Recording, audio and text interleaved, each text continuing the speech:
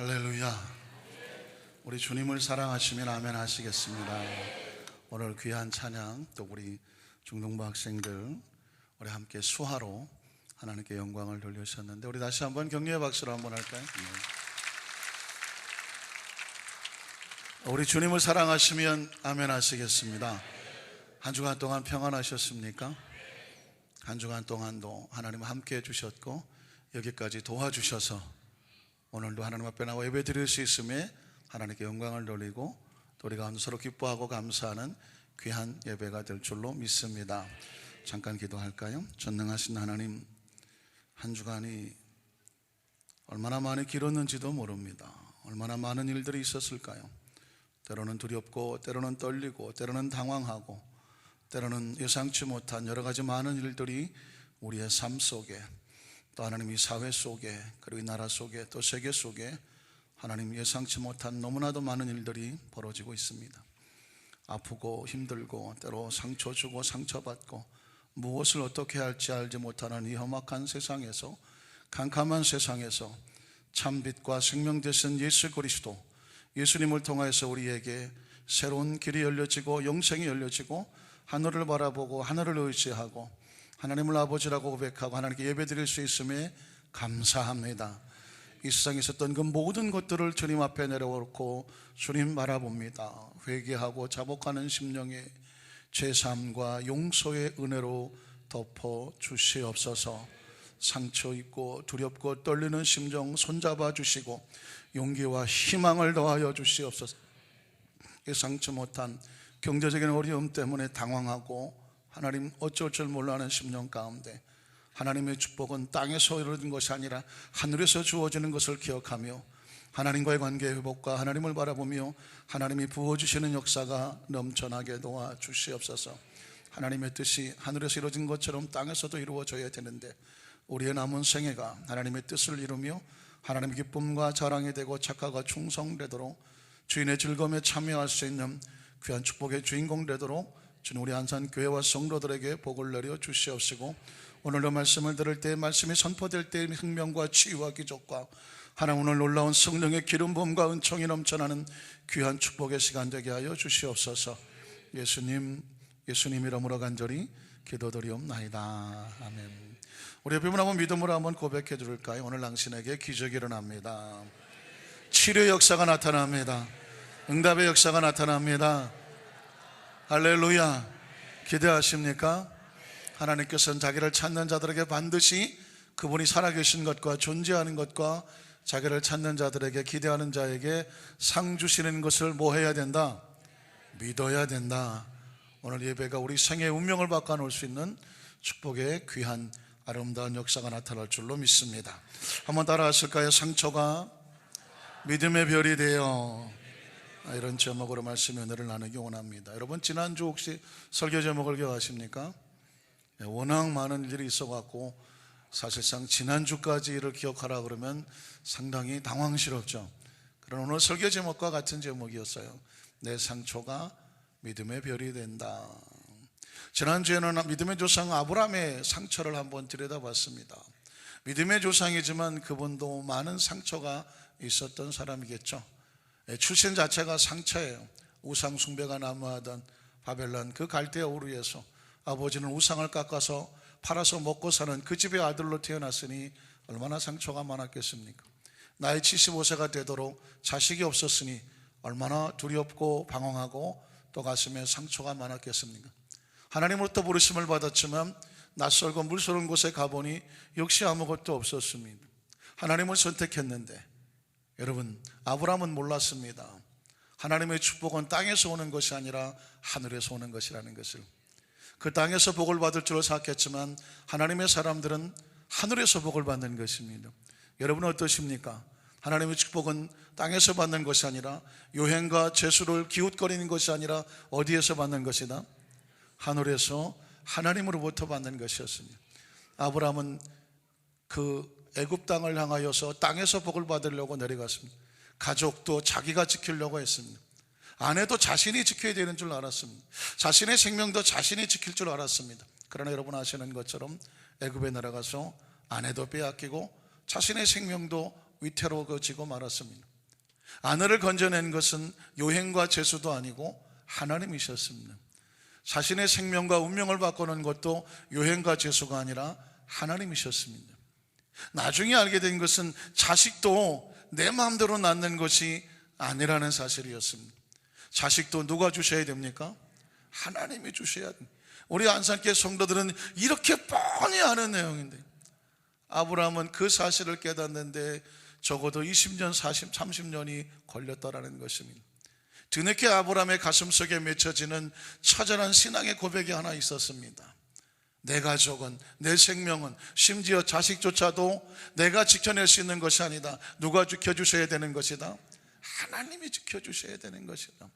그래서 여러분, 창세기 22장에 보면 하나님께서 이삭의 목숨을 요구하셨을 때 아브라함은 기꺼이 그 아들을 데리고 모리아 산으로 올라갑니다. 여러분, 모리아 산으로 올라갑니까? 하나님의 품으로 달려갑니까? 하나님의 품으로 달려가는 것입니다. 가는 도중에 여러분 아시는 것처럼 이삭이 번제할 어린 양은 어디냐고 물었을 때에 아브라함은 지체 없이 자기 하나밖에 없는 아들에게 이렇게 말해줄 수가 있었습니다. 창세기 22장 8절에 보니까 같이 읽어볼까요? 아브라함이 이르되 내 아들아, 번제할 어린 양은 누가 주신다? 하나님이. 누구를 위해서? 하나님 자신을 위해서. 어떻게? 다른 사람 시키지 않고 하나님이 친히 어떻게 해주실 것이다? 준비해 주실 것이다. 사랑하는 우리 안산교회 사랑하는 성도 여러분, 여러분은 여러분의 자녀들에게 정말 아들아, 딸아, 걱정하지 마라, 염려하지 마라. 하나님의 축복은 위로부터 오는 것인데, 우리 눈에 보이지 않아도, 귀에 들리지 않아도, 손에 잡히지 않아도 하나님이 자기를 위해서 친히 준비하실 것이니 우리는 뭐 하지 말자? 걱정하지 말자, 염려하지 말자, 두려워하지 말자, 불안해하지 말자. 이렇게 우리의 자녀들에게 말해 줄 수 있는, 고백해 줄 수 있는, 당당하게 증거해 줄 수 있는 우리 부모님들 되시기를 주님의 이름으로 축원합니다. 그리고 그 믿음의 조상 아브라함은 우리에게 이런 하나님을 소개해 주고 있습니다. 창세기 20장 13절로 14절에 보니까 아브라함이 눈을 들어 살펴본 즉 한 순양이 뒤에 있는데 뿌리 수풀에 걸려 있는지라. 아브라함이 가서 그 순양을 가져다가 아들을 내신하여 번제로 드렸더라. 14절에 아브라함이 그 땅 이름을 뭐라고 불렀더라? 야훼 이레라고 불렀습니다. 뜻이 무엇입니까? 오늘날까지 사람들이 이르기를 야훼의 산에서, 하나님의 산에서 누가 준비하실 것이다? 하나님의 친히 준비하실 것이다. 수천 년 전에 존재했던 믿음의 선배가 오늘도 살아서 우리에게 이렇게 외치고 있습니다. 믿음의 후배들이여, 내가 체험하고 내가 믿었던 하나님은 야훼 이레 하나님, 예비하시는 하나님. 믿으십니까? 그 아브라함에게 말하고 있는 것이죠. 믿음의 후배들아, 지금 눈에 보이지 않는다고, 손에 잡히지 않는다고, 땅에서 기대했던 것이 없다고도 절망하지 마라. 하나님의 축복은 하나님이 친히 하나님의 산에서 뭐 해주시리라? 준비해 주시리라. 이런 어마어마한 믿음의 별과 같은 신앙의 고백은 처절한 상처를 이겨내고, 그렇죠? 그것을 승화시켜서 얻어낸 축복의 산물인 줄로 믿습니다. 오늘은 아브라함의 손자가 되겠죠. 야곱의 또 다른 상처를 하나 들여다보려고 합니다. 왜냐하면 야곱의 또 다른 상처를 통해서 또 다른 축복의 모습을 성경에서 우리에게 깨우쳐주고 있기 때문에 그렇습니다. 우린 첫 번째로 에서의 장자권을 대신 받고 홀로 도망치는 야곱의 모습을 한번 살펴보기를 원합니다. 여러분, 창세기 25장 31절로 34절에 보면 이 야곱의 쌍둥이형인 에서가 그 장자권을 여러분 잘 아시는 것처럼 팥죽 한 그릇에 팔아넘기는 장면이 나옵니다. 한번 기약을 한번 되살려 볼까요? 야곱이 이르되 형의 장자의 명분을 오늘 내게 팔라. 야곱이 요구하죠. 에서가 이르되 내가 죽게 되었으니. 어떻게 죽게 되었으니? 배고파 뒤지게 되었으니. 그죠? 이 장자의 명분이 내게 무엇이 유익하겠느냐? 팔겠다는 거예요? 안 팔겠다는 거예요? 팔아 치우겠다는 것입니다. 야곱이 이르되 오늘 내게 맹세하라. 에서가 맹세하고 장자의 명분을, 이게 무엇인지도 모르고 어떻게 해서 주어진지도 모르고 어디서 오는지도 모르고 팥죽 한 그릇에 야곱에게 넘겨버리고 말았습니다. 34절에 보니까 야곱이 떡과 팥죽을 에서에게 주매 에서가 먹으며 마시고 일어나 갔으니 에서가 장자의 명분을 어떻게 여겼더라?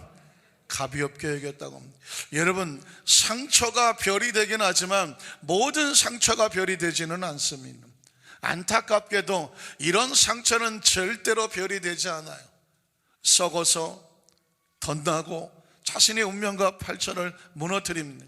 오늘 에서와 같이 하나님의 축복을 소홀히 여겨서 던져버리는 상처는 이건 회복이 되지는 않아요. 가인이 그랬습니다. 하나님께서 아무리 말씀으로 그를 권면해도 그 말씀을 던지고 동생 아벨을 쳐서 죽였던 가인의 상처는 회복되지 않았습니다. 가룟 유다의 상처도 마찬가지였습니다. 그도 그의 상처, 예수를 십자가에 못 박도록 팔아버렸던 하나님을 저버리는 상처는 죄송하지만 회복이 되지는 않아요. 에서는 지금 자신이 무슨 짓을 저지른지를 몰랐습니다. 하나님의 축복의 장자권을 던져버리고 말았습니다. 창세기 27장 19절로 23절에 보면 야곱이 드디어 에서로부터 받았던 그 장자권의 축복을 받아내는 모습이 나오게 되는데요, 같이 읽어볼까요? 야곱이 아버지에게 대답하여 이르되 나는 아버지의 맏아들 에서로소이다. 맞는 말입니까? 틀린 말입니까? 틀린 말입니다. 지금 누구를 속이고 있습니까? 아버지의 눈이 어두운 것을 이용해서 형처럼 손에다가 양털을 붙이고 털이 많은 것처럼 하고, 그리고 목소리도 깔았겠죠. 아버지 에서입니다. 그랬겠죠. 맏아들 에서로소이다 라고 말. 아버지께서 내게 명하신 대로 내가 하였사오니. 지금 야곱은 위장하고 있어요. 형 에서의 흉내를 내고 있죠. 원하건대 일어나 앉아서 내가 사냥한 고기를 잡수시고 아버지의 마음껏 내게 축복하소서. 20절에 보니까 이삭이 그의 아들에게 이르되 내 아들아 내가 어떻게 이같이 속히 잡았느냐. 여러분, 나이가 많으면 힘은 없어도 길은 많이 알아요.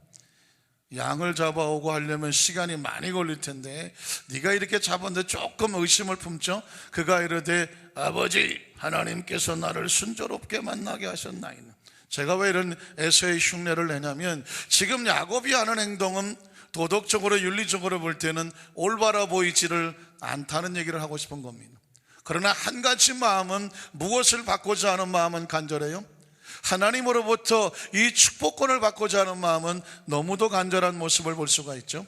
21절에 보니까 이삭이 야곱에게 이르되 내 아들아 가까이 오라. 내가 과연 정말 내 아들 에서인지 아닌지 내가 너를 만져보려 하노라.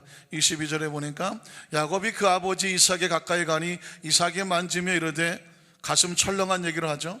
음성은 야곱의 음성인데 손은 에서의 손이로다. 23절에 보니까 그의 손이 행 에서의 손과 같이 털이 있으므로 분별하지 못하고 축복하였다라고 말씀합니다. 드디어 야곱은 형 에서의 축복권을 대신해서 아버지 이삭으로부터 축복을 받습니다. 여러분, 성경 속에 모든 게 다 쉽게 해석되지는 않아요. 과연 이 부분을 놓고 어떻게 해석할 것이냐, 많은 퀘스천이 있습니다. 과연 도덕적으로 윤리적으로 아버지를 속여가면서 형 에서를 대신해서 이 축복을 받는 것이 정당한 하나님의 축복이냐라고 물을 수도 있어요. 과연 이것을 누가 어떻게 대접할 수가 있습니까? 그러나 아주 중요한 성경의 메시지가 있습니다. 여러분 기억하시죠? 사람은 착한 일을 많이 해서 의로워지지 않아요. 무엇으로 살아야 의로워집니까? 오직 나의 의인이라고 부를 수 있는 것은 무엇으로 살아야 된다? 믿음으로 살아와지는 거예요. 사람은요, 믿음으로 의로워지는 거예요. 다시 말해서 이 땅의 삶을 살아가는 사람이 있어서 의로워지고 구원받고 영생을 얻을 수 있는 아주 하나의 조건이 있다고 하는 것은 하나님을 믿는 것입니다. 그 하나님을 창조주로 믿는 것이고 선택하는 것이고 그의 편에 서는 것입니다. 조금 극단적으로 말하면 수단과 방법을 가리지 아니하고 하나님을 선택해야 돼요. 불이 나는 집안에 있습니다. 그 바깥으로 튀어나가야 살아요. 그 순간에 이 사람에게 선택한 것은 하나밖에 없어요. 뭘 해야 돼요? 그 불난 화재 현장에서 뛰쳐나가야 돼요. 창문을 깨든 문을 부수든 가지고 있는 뭘 다 동원을 하든 선택의 여지는 단 하나밖에 없어요. 나가야 돼요. 거기에 다른 어떤 게 필요, 물론 평안한 상태는 도덕도 필요하고 윤리도 필요합니다. 그러나 생명이 구원을 얻느냐 못 얻느냐는 다른 그 어떤 가치보다도 절대 가치라는 사실을 꼭 기억하시기를 주님의 이름으로 축원합니다. 부산에서 서울을 와야 돼요. 그래야 사는 사람이 있어요. 아무것도 없어요. 기차가 하나가 유일한 수단이에요. 어떻게 해야 될까요? 수단과 방법을 가리지 아니하고 그 기차를 타야 서울에 올 수가 있어요. 기차 바퀴를 붙잡고 오든지 천장에 올라타든지 창문을 붙잡고 내려오든지 무엇을 붙잡든지 어떻게 해서든지 그 기차에 붙어 있어야 서울을 올라올 수가 있어요. 여러분, 도덕과 윤리를 무시하자는 것이 아닙니다. 도덕과 윤리는 이 땅의 삶을 살아가는데 우리가 꼭 지켜내야 되는 것이죠. 그러나 하나님이라고 하는 선택은요, 이건 그 어떤 절대 가치보다도 가장 최상의 가치, 다른 어떤 것과 비교할 수가 없어요. 다른 어떤 걸 대체할 수가 없어요. 제가 이 말씀을 드린 것은 무엇이냐면, 어떤 상황, 어떤 위치, 어떤 것과 비교하지 말고 누구를 선택해라? 하나님을 선택해야 돼요. 믿으십니까? 오늘 성경은 야곱이 다소 무리해 보이는 행동을 통해서지만 그는 지금 자신의 생명과 운명과 미래의 모든 것이 걸려진 것은 하나님으로부터 오고 있다는 사실 하나에 목숨을 걸고 있는 것을 우리에게 보여주고 있는 줄로 믿습니다. 그러나 하나님을 선택하고 그 축복을 받았다고 해서 당장 눈앞에 무슨 기와 여초, 금은 보화가 쏟아지는 것은 아니었습니다. 세상은 하나님 백성들이 복을 받는 것을 결코 내버려 두지는 않습니다. 창세기 28장 10절로 11절에 보면 야곱이 브엘세바에서 떠나 하란으로 향하여 가더니 11절에 한 곳에 이르러선 해가 진지라 거기서 유숙하려고 그곳에 한 돌을 가져다가 저 유명한 돌베개로 베고 루스라는 곳에서 노숙을 하고 있는 모습을 보게 되죠. 왜 야곱이 몰래 도망을 쳐야 됐을까요? 형 에서가 이 사실을 알고 죽이려 들었기 때문이었어요. 자신의 축복을 대신 가로챘다고 죽이려 드는 에서의 모습을 보게 됩니다. 여러분, 하나님은 자신의 백성들에게 그 축복을 주어 이뤄 내려가기를 원하시는데 세상은 자신들이 축복을 버려놓고도 그 축복을 받은 하나님의 사람들을 시기하고 질투하는 것을 보게 되죠. 그러나 여러분, 하나님을 선택한 사람은 하나님이 책임져 주십니다. 믿으십니까? 창세기 28장 12절로 15절에 보면 홀로 된 야곱에게 하나님께서 하나님의 축복으로 약속해 주는 것을 보게 됩니다. 같이 읽어볼까요? 꿈에 본즉 사닥다리가 땅 위에 서 있는데 그 꼭대기가 하늘에 닿았고 또 본즉 하나님의 사자들이 그 위에서 오르락 내리락 하고 또 본즉 야훼께서 그 위에 서서 이르시되, 기억하십시오, 하나님이 말씀하십니다. 하나님을 선택한 사람에게, 세상에서 돌아선 사람에게, 세상의 시기와 질투 때문에 홀로 서야 되는 그 사람에게 하나님이 말씀하시는 거예요. 약속하시는 겁니다. 나는 야훼 하나님이다. 건져내시는 하나님이다. 너희 조부 아브라함의 하나님이요 이삭의 하나님이라. 내가 홀로 누워 눈물을 흘리고 외롭고 쓸쓸하게 두렵고 떨리면서 앞이 보이지 않아 있는 그 누워있는 땅, 그러나 내가 그 땅을 내가 너와 네 자손에게 약속의 땅으로, 축복의 땅으로 반드시 뭐할 것이다? 주실 것이다. 14절에 보니까 내 자손은 내 눈에 보이지 않고 내 귀에 들리지 않고 내 손에 잡히지 않아도 나는 보고 있다. 내 자손이 땅에 티끌같이 될 것이다.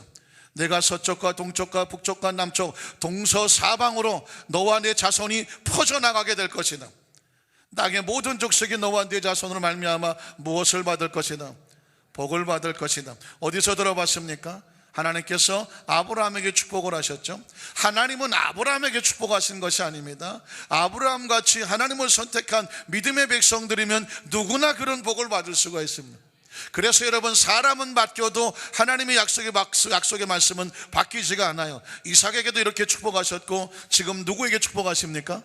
야곱에게도 똑같이 축복. 오늘 저와 여러분이 이 자리에 있다고 하면 주님은 똑같이 축복하시는 것입니다. 15절에 보니까 그래서 내가 너와 함께 있어서 내가 어디로 가든지 너를 지켜줄 것이다. 너를 이끌어 이 땅으로 돌아오게 할 것입니다. 내가 내게 허락한 거 다 이루니까 내가 너를 뭐하지 않아요. 난 너를 떠나지 아니하며 버리지 아니할 것이다. 사랑하는 성도 여러분, 굉장히 중요한 하나님을 선택한 백성들에게 지금 당장은 아무것도 보이지 않아요. 그냥 쓸쓸하고 외로운 길거리 노숙이고 돌베개를 베고 있는 야곱의 모습이. 그러나 제가 말씀드렸죠. 하나님의 축복은 땅에서 보는 것이 아니라, 땅에서 얻는 것이 아니라 어디서 주시는 것이다? 하늘에서 주시는 것이. 그러니까 믿음으로 하나님의 말씀은 보는 거죠. 눈에 보이지 않는 하나님은 보고 있는 것이죠. 믿음이란 뭐냐? 하나님이 보는 것을 같이 보는 것입니다. 내 귀에 들리지 않아 하나님의 음성을 우리 귀가 듣고 있죠. 영의 귀가 들리고 있죠. 믿음은 뭐냐? 내 귀에 들리는 사람의 소리에 의해서 귀 기울이는 것이 아니라 하나님의 소리를 같이 듣는 것이죠. 믿음이란 뭐냐? 하나님의 방향으로 함께 나가는 것, 그곳에 하나님의 축복이 기다리고 있는 줄로 믿습니다. 두 번째로 라반의 수술 속에서도 야곱을 거부로 만들어주시는 하나님의 모습을 발견하게 됩니다. 여러분, 라반이라고 하는 사람 상당한 사람입니다. 야곱의 유삼촌인데 무려 14년 동안 돈 한 푼도 안 주고 야곱을 부려먹었던 사람입니다. 여러분, 창세기 31장 1절로 7절에 보면 야곱이 얼마나 대단한 사람인지 보여줍니다. 야곱이 라반의 아들들이 하는 말을 들은즉 야곱이 우리 아버지의 소유를 다 빼앗고 우리 아버지의 소유로 말미암아 이 모든 재물을 모았다 하는지라. 2절에 보니까 야곱이 라반의 안색을 본즉 자기에 대해서 예전과 같지 아니하더라. 3절에 보니까 여호와께서 야곱에게 이르시되 내 조상의 땅 내 족속에게로 돌아가라. 내가 너와 함께 있으리라 하신지라. 4절에 야곱이 사람을 보내어 라헬과 레아를 자기 양떼가 있는 들로 불러다가 5절에 보면 그들에게 이르되 내가 그대들에게 아버지 안색을 본즉 내게 대하여 전과 같지 아니하도다. 그러할지라도 내 아버지 하나님은 나와 함께 계셨느니라. 6절에 보면 그대들도 알거니와 내가 힘을 다하여 그대들의 아버지를 섬겼거늘. 7절에 보니까 그대들의 아버지가 누구예요? 라반이죠. 나를 속여서 품삯을 몇 번이나 10번이나 변경하였습니다. 그러나 하나님이 그를 막아서 나를 치지 못하게 하셨다. 야곱은요 굉장히 머리가 비상한 사람이죠. 야곱의 이름이 뜻이 뭘까요? 사기꾼이라고 하는 교활한 자, 굉장히 IQ가 비상하게 높았던 사람 같아요. 그래서 야곱도 예소를 속여서 그 축복권을 받았던 사람인데 야곱을 속여서 라반이 몇 번이나? 10번이나 변경했으니 이건 뭐 야곱보다 10배 뛰어난 사람이 라반이에요. 그래서 우리나라 속담에 뛰는 놈이 나는 놈이었어요. 야곱은 뛰는 놈이었어요. 그런데 왜 삼촌을 만났다가 제대로 당했습니다. 왜? 누굴 만났기 때문에? 나는 놈을 만났어요. 근데 여러분, 나는 놈이에는 누가 있습니까? 붙어가는 놈이 있습니다. 나는 놈을 등쳐먹는 게 이게 붙어가는 놈인데, 라반은 야곱을 7, 10번이나 등을 쳐서 먹었는데 결국 그 재산이 누구한테로 가냐면 야곱에게로 갑니다. 왜 그러냐면 붙어가시는 놈이 아니라 붙어가시는 분이 계셨어요. 창세기 31장 7절로 9절에 보니까 그대들의 아버지가 나는 놈이죠. 나를 속여, 누구예요? 뛰는 놈을 속여서 품삯을 10번이나 변경하였느니라. 그러나 하나님이 계셨어요. 이건 뭐냐면 라반에 붙어가시는 분이었어요. 그를 막아서 나를 해치지 못하게 하셨으며 8절에 보니까 그가 이르기를 점 있는 것이 내 삭시되리라 하면 온 양떼가 낳은 것이 점이 있는 것이요 또 얼룩무늬가 있는 것이 내 삭시되리라 하면은 양떼가 낳은 것이 얼룩무늬가 있는 것이니 9절에 보니까 하나님이 이같이 그대들의 아버지의 가축을 빼앗아서 누구에게 주셨느니라? 내게 주셨다고 말씀하셨습니다. 사랑하는 성도 여러분, 하나님의 사람들이야 세상에서는 굉장히 어리석게 보일 수도 있고요, 잘못하다가 나는 놈을 만날 수도 있습니다. 잃어버린 것 같죠? 그러나 기억하십시오. 하나님을 선택한 백성은 하나님이 책임져 주신다고 말씀했습니다. 어떻게 아시냐고요? 오늘 야곱은 속수무책이었어요. 아무리 뛰는 놈이었지만 나는 놈을 만나니까 어떻게 해볼 도리가 없었어요. 14년을 일했는데 땡전 한 푼이 없었다니까요. 그래서 하나님께서 그를 개입하셔서 라반의 재산이 야곱에게 돌아오도록 하나님이 열어주시는 모습을 발견하게 됩니다. 그가 받은 축복은 창세기 32장 9절로 10절인데요 야곱이 또 이르되 내 조부 아브라함의 하나님 내 아버지 이삭의 하나님 야훼여 주께서 전에 내게 명하시기를 내 고향 내 족속에게로 돌아가라 내가 내게 은혜를 베풀리라 하셨나이다.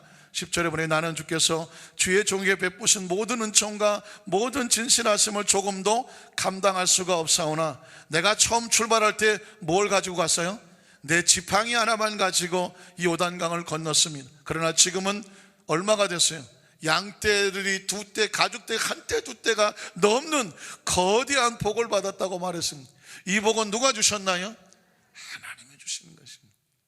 우린 세 번째 생각할 것은 뭐가 있냐면 이렇게 잘 나가는 줄 알았던 야곱에게 어느 날 야곱이 인간적으로 가장 마지막처럼 믿고 의지했던 것이 무너져 내리는 청천벽력과 같은 상처와 아픔을 겪게 됩니다.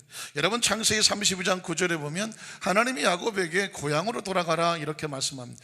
야곱이 또 이르되 내 조부 아브라함 하나님, 내 아버지의 이삭의 하나님 야훼여, 주께서 전에 내게 명하시기를 내 고향 내 족속에게로 어떻게 해라? 돌아가라 라고 명령하셨다고 말했습니다. 그런데 32장 10절로 12절에 보면 야곱이 그 약복강을 건너가지를 못하고 있어요. 나는 주께서 주의 종에게 베푸신 모든 은총과 모든 진실하심을 조금도 감당할 수가 없사오나 내가 지팡이만 가지고 이 요단을 건너도 지금은 2때나 이루었습니다. 이제 잘 먹고 잘 살아야 되는데 11절에 보니까 하나님께서 지금 다시 고향으로 가라고 말하는데 고향에 누가 기다려요? 형 에서가 기다리고 있거든요. 내가 주께 간구하오니 내 형의 손에서, 에서의 손에서 나를 건져내시옵소서. 내가 그가 어때요? 두려워해요. 왜 두려워할까요? 20년에 저질러 놓은 일이 있어요.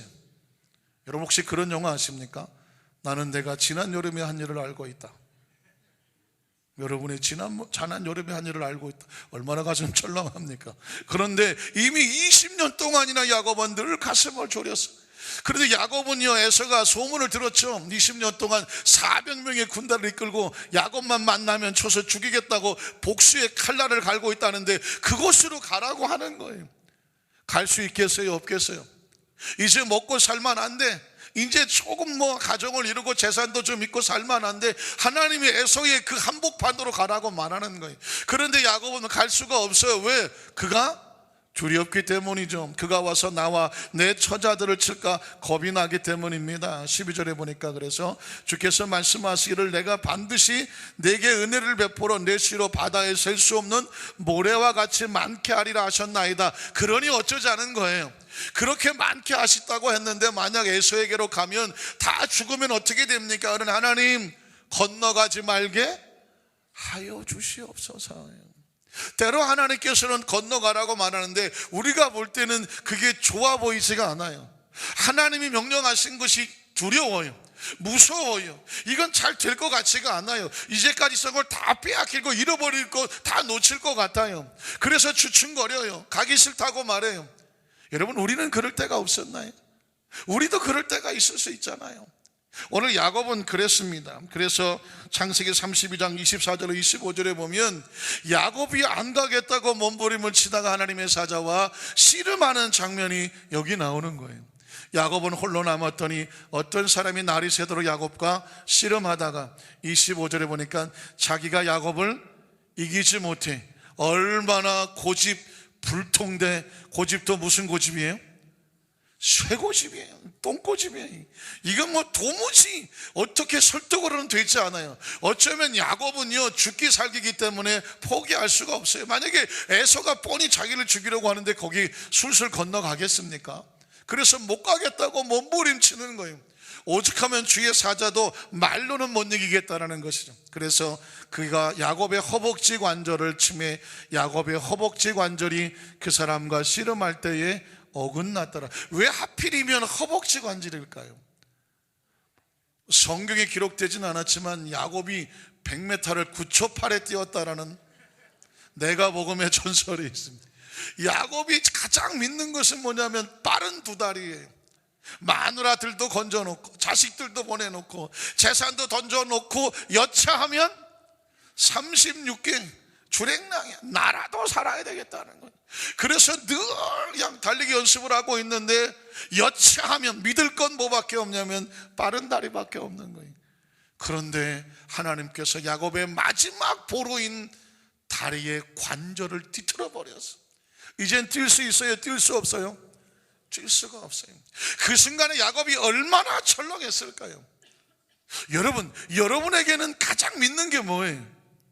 우리 성가대는 가장 믿는 게 뭐예요? 미모? 뭘 믿습니까? 어떤 사람은요 여러분의 머리를 믿을 수 있어요. 내 머리. 어떤 사람은 자신의 지식을 믿을 수 있어요. 어떤 사람은 정말 우리 성가대처럼 외모를 믿을지도 몰라요. 어떤 사람은 말주변, 어떤 사람은 돈을 믿을지도 몰라요. 어떤 사람은 부모를 믿을지도 모르고요. 어떤 사람은 경험을 믿을지, 어쨌든 여러분이 마지막으로 믿는 그거, 사실은 이 부분이 하나님과의 관계 속에서 가장 마지막 테스트예요. 여러분, 우리가 가장 내가 최상의, 이거 없으면 난 죽는다라고 믿는 그 부분이 깨져야 그 너머에 하나님이 계셔요. 왜냐하면 평상시 좋을 때는 몰라요. 할렐루야. 그러다 갑자기 그 위기의 순간이 오면 사람이 하나님보다 인간적으로 믿는 부분에 매달리거든요. 야곱의 빠른 다리처럼. 그러나 정말 소중한 축복은 어디서 얻어지면 그 믿었던 것이 깨져나가는 거예요. 그건 인간적으로 어마어마한 상처예요. 어마어마한 절망이에요. 여러분, 요즘 언론에 보면 모 기업의 회장님이 스스로 목숨을 끊으셨어요. 왜 그런 극단적인 일을 할까요? 자기 나름대로 믿었던 사람들을 향하여서 막 전화를 해봤다고 그러잖아요. 그런데 아무도 자기에게 그런 기회에 그 민간적으로 마지막 보루라고 믿었던 건데 아무도 자기를 도와주지 않아. 그게 무너져 내렸어. 그러면 누굴 찾아야 돼요? 산에 올라가서 금식하고 기도하셔야지. 알고 보니까 크리스찬이시던데. 왜 인간적으로 믿었던 것이 무너졌다고 스스로 무너지느냐고. 인간은 둘 중에 하나예요. 자기가 믿었던 것이 무너지는 순간 자기도 무너지거나, 아니면 그 너머에 하나님을 만나거나 하나님과 다시 시작하거나. 야곱으로 한도뼈가 무너지는 순간 스스로 무너지지는 않았어요. 그는 하나님 앞에 무릎 꿇고 하나님을 부여잡았습니다. 그래서 넷째로 한도뼈가 위골되는 덕분에 오히려 순종하고 화해되는, 축복하는 받는 야곱의 모습을 발견하게 됩니다. 여러분, 창세기 32장 26절로 29절에 보니까 그가 이르되 날이 새려 나로 가게 하라. 야곱이 이르되 한도뼈가 이그러져서 인간적으로 믿을 만한 모든 것이 거꾸러져 버린 피투성이의 야곱이 선택한 것은 누구였을까요? 하나님의 사자여, 당신에게 축복하지 않으면 가게 하지 아니하겠나니. 이제껏 축복은 내가 내 수단과 방법으로 얻는 줄 알았는데 이제 깨달았어요. 축복은 어디서 와야 된다? 하나님으로부터 오는 것이다. 27절에 보니까 그 사람이 그에게 이르되 내 이름이 무엇이냐? 그가 이르되 야곱입니다. 사기꾼입니다. 모사꾼입니다. 그가 이르되 다시는 내 이름을 야곱이라 부르지 마라. 이제는 이스라엘이라, 하나님의 사람이라고 불러라. 이는 내가 하나님과 및 사람들과 겨루어 이겼기 때문에. 누가 이기는 건지 아십니까? 하나님의 사람은요, 싸워서 이기지 않습니까? 싸워서 이기지 않습니다. 하나님을 선택함으로 이기는 것입니다. 29절에 보니까 그래서 야곱이 청하이르되 당신의 이름을 알려주셔서 그 사람이 이르되 어째 내 이름을 묻냐고 거기서 야곱에게 뭐합니까? 축복합니다. 여러분, 이 사건이 굉장히 중요합니다. 야곱이 의지했던, 야곱이 믿었던 문은 닫혀버리고 말았습니다. 근데 하나님께서는 또 다른 문을 열면서 이리로 나가라고 합니다. 그 용기가 없었어요. 그런데 이제 자신의 것이 무너지니까 창세기 33장 오늘 본문 1절 3절에 보니까 그 문을 향하여 쩔룩거리며 나갑니다. 야곱이 눈을 들어보니 에서가 400명의 장정을 거느리고 오고 있는지라. 그의 자식들을 나누어 레아와 라헬과 두 여종에게 맡기고 여종들과 그들의 자식들은 앞에 두고 레아와 그의 자식들은 다음에 두고 라헬과 요셉은 뒤에 두고. 3절에 보면 야곱이 뭐가 달라졌나요? 그전엔 자기 홀로 빠른 다리만 믿고 도망치려고 홀로 약복강을 건너지도 않았지만 이제 자기는 그들 앞에서 합니다. 이제는 자기가 의지할 게 아무것도 없었어요. 이제는 하나님의 약속의 말씀 하나 붙잡고 죽으면 죽겠다고 하나님만 바라보고 앞으로 나가는 것입니다. 나가서 몸을 7번 땅에 굽히며 그의 형 에서에게 가까이 갔습니다. 자, 어떻게 될 것이냐가 굉장히 궁금해지는 사건입니다. 여기까지는 에서가 야곱이 할 수 있는 거지만 이 뒤의 장면은 누구도 예측할 수 없는 장면이에요. 그런데 오늘 4절에 보니까 20년 만에 원한이 높고 갈등이 높고 상처가 높고 극적으로 화해하는 장면이 오늘 4절이죠. 에서가 달려와서요. 어마어마한 장면입니다. 에서는 그동안 20년 동안 온 가지고 있는 재산을 다 쏘아서 가병을 길렀죠. 집에서 이루는 군사가 400명이면 어마어마한 군대 아닙니까? 그 400명을 20년 동안 먹이고 입히고 돌보고 훈련시키고 생활비 주느라고 얼마나 돈이 들었겠습니까? 오롯이 하나, 이놈의 새끼 잡아 죽이겠다, 그거 하나의 복수의 칼날이었습니다. 그런데 단 한순간에 야곱이 그 앞에 무릎 꿇고 있을 때 에서의 마음이 녹아져버립니다. 야곱이 만약 어디로 빠른 발을 이용해서 도망을 쳤다고 하면 이 장면은 절대로 없었을 것입니다. 그러나 환도뼈가 위골되면서 하나님의 말씀에 순종해서 에서에게 죽으면 죽겠다고 갔는데 오히려 그 문에 기다리고 있는 것은 에서가 내려와서 극적으로 야곱과 화해하는 장면입니다. 오늘 4절을 한번 읽어볼까요? 에서가 달려와서 그를 맞이하여 안고 목을 옥을 맞추고 그와 입 맞추고 서로 어떻게 하더라고요? 울더라고 말하고 있습니다. 사랑하는 성도 여러분, 그 계속 한번 읽어볼게요. 이 극적인 장면을 5절에 보면 에서가 눈을 들어 여인들과 자식들하고 보고 묻되 너와 함께 이들은 누구냐? 야곱이 이르되 하나님이 주의 종에게 은혜로 주신 자식들입니다. 6절에 보니까 그때의 종들이 그의 자식들과 더불어 나와 절하고 7절에 레아와도 그의 자식들과 더불어 나와 절하고 그 외 요셉이 라헬과 더불어 나와 식구도 많아갖고 절도 많이 하더니 8절에 에서가 또 이르되 내가 만난 바 이 모든 때는 무슨 까닭이냐? 야곱이 이르되 내 주께 은혜를 입으려 함입니다. 9절에 보니까 들어보세요. 에서가 이르되 내 동상아 내게 있는 것이 족하니 내 소유는 내게 두어라. 자신이 그런 거 받고 용서해 줬다는 그런 마음을 갖고 싶지 않은 거예요. 나 같으면 그것도 받고 용서도 해줬을 텐데 에서는 내게 두라고 말합니다. 10절에 보니까 야곱이 이르되 그렇지 않습니다. 형님, 내가 형님의 눈앞에서 은혜를 입어 싸우면 청하건대 내 손에서 이 예물을 받으소서. 내가 형님의 얼굴을 보니 하나님의 얼굴을 본 것 같사오며 형님도 나를 기뻐하십니다. 사랑하는 성도 여러분, 영어 속담에 보면 하나님은 한쪽 문이 닫히면 또 다른 문을 열어주신다는 말이 있어요. 어쩌면 이 야곱에게는 자신이 원했던 문이 닫혔어요. 인간들은 여기서 상처를 입어요. 그런데 하나님의 사람들은요, 하나님을 기대하기 때문에 또 다른 문이 열린다는 것을 꼭 기억하시기를 주님의 이름으로 축원합니다. 그런데 이 문이 닫혔다고 상처되겠죠. 그러나 더 좋은 축복이 열리는 거예요.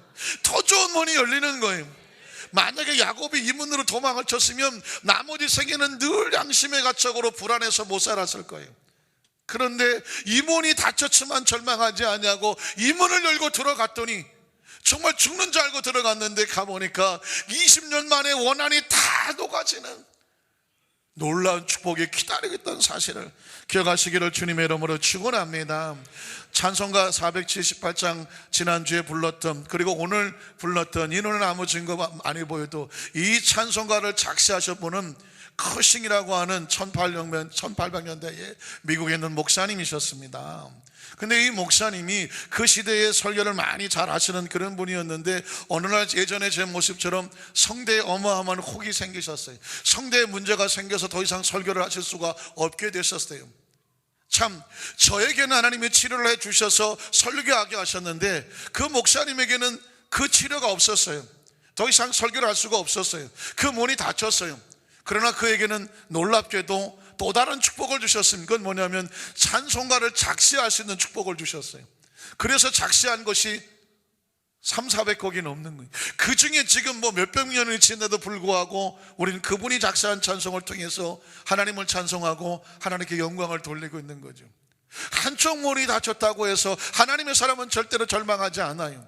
때로 하나님께서는 이 목사님처럼 새로운 문을 열어주기도 하시는 것입니다. 여러분, 어떤 사람은 하나님께서 응답해 주셔서 감사한 것이고 어떤 사람은 하나님께서 내 방법이 아닌 하나님의 방법으로 응답해 주시면 그것도 감사한 거예요. 믿으십니까? 말씀의 결론을 내리겠습니다. 여러분, 혹시 진주조개를 만드는 과정을 기억하시죠?